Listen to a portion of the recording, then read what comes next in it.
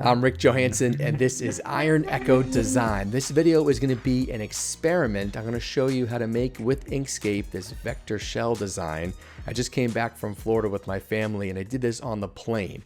I thought to myself, I think I want to do some live sessions. So let me know if my pacing is good, bad, if this is going to be a format you'd like to see, or if it's just going to be an experiment we try once. So no edits. This is how it really is. The easy way to do something like this is with clones. Create tiled clones is the function. You make a shape, and with one click, you can create your design just like that. So I'll walk you through the steps. All right, out of habit, I already made my first edit. No more from here on. Let's just go straight through. I'll do Control Z. This is the shape we want to make. To create something simple like that, go to your circle tool, hold Shift and Control. You'll bring open your circle. Keep it nice and simple against the black. And stroke style, I'm at 0.546 millimeters. At this point, bring it onto your background here. You want to go to Path, Object to Path. That locks it in. So if you go to your Edit Paths by Node tool right here, you'll see the different nodes. And I want to do a shape something like this. This is what I was doing on the plane, trying to get it close. I had this really complicated shape, and I realized just super simple is easier.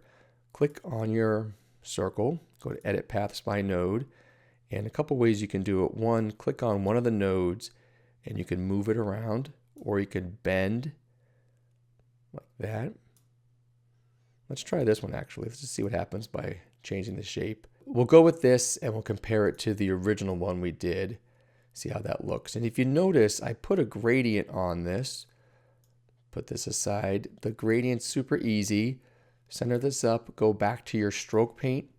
And the second one over is called linear gradient. Click on that. It's going to start with the base color. So if your base color was red, it'll start red to transparency. We were on white. And it looks okay when I was doing it a regular default full opacity to full transparency.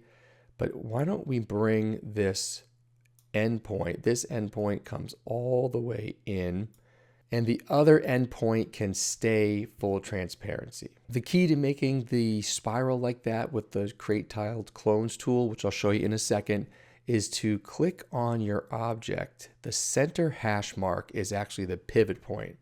If you pivot it around and around the number of clones you're doing, we're doing 100, it'll just make kind of like a spirograph. Instead, drag that middle point down underneath, not too far. We'll start with right there. I'll cheat, just see what it creates us. Not bad, not bad for a new random shape. So we'll remove that. Now let's break down the tool. If you don't have it open, you can find it under Edit, Clone, Create Tiled Clones. So for this shooting live experiment, I'm not going to go over the basics. I want to stick to the game plan here, but I did create a sidebar on the plane. So I'm going to keep this open. Where can I put it? I'm going to keep this open here, and tell me in the comments if this is confusing. This is just an image. I was trying to save it on the plane so it would be super simple because it gets a little bit complicated. Just to show you where we are, this is the actual, it goes away. Lesson learned already. I guess I'll just drag it in when we need it. So we're on Create Tiled Clones. On Symmetry, for today, just stick to the very first one, Simple Translation. Go over to the Shift tab. What I was intending to do is keep this on the screen. There's a lot of action here. It looks like an airplane cockpit. Don't worry about everything. Just look at Shift, this rectangle right here, and this rectangle right here. That correlates to, on the Shift, you want to go negative 100% on Y, and per column, negative 100%. Don't worry about anything else. Everything else stays the same. Down at the bottom, you want rows to be 1, columns to be 100. Let's go to the Scale tab. On the Scale tab, similar, don't worry about anything. Just look at per column. We'll try negative 1.2. You can play with these figures, but I had 4 hours on the plane to go through all sorts of different iterations, and I liked negative 1.2. And I also added randomize because it looked too perfect when it was just a regular vector spiral. By doing a random 1%, it gave a little bit more natural feel. I was actually looking at this image, you can see how it's not perfect. A real shell has some variations. So let's go with that. So I'm going to go back. This is going to vanish, I learned. So this will be scale, -1.2, -1.2, and randomize 1, 1. Okay, next tab, rotation. For rotation, less busy. The per column, 8 degrees, randomize. Again, I threw a 1% factor in there. You can see it right here. The bottom part stays the same no matter what tab you're on. I'm going to be on rows 1, 100 columns. Click on the item you want to create tiled clones with. I'll double click, make sure I see my hash mark there. Create. That is a very quick breakdown of a complicated tool.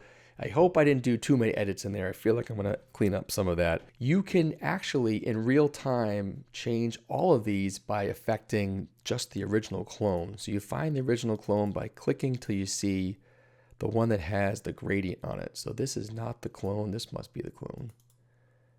Okay, actually, it wouldn't be the clone to be the original, and the clones are all affected. So I have the original, double click, and if I move the nodes, you can see how isn't that cool? Everything moves together. So that's what I was doing on the plane. I think the person next to me was like, this guy, what is he doing? But I was doing it for you because I want to try this live format. I have a lot of questions in the comments that are simple things I can just shoot off in a row. So I'm thinking maybe we just have a question and answer, go through some basics. If that's interesting, also let me know when you'd want to do it. For me, I'm in the Eastern time zone, USA. I can do weekends most likely. I'm not sure how that correlates to everybody else, but let me know and go easy on me in the comments, but also don't. If it's, I want to improve, and I think the constructive criticism will help. All right, see you next time. Bye.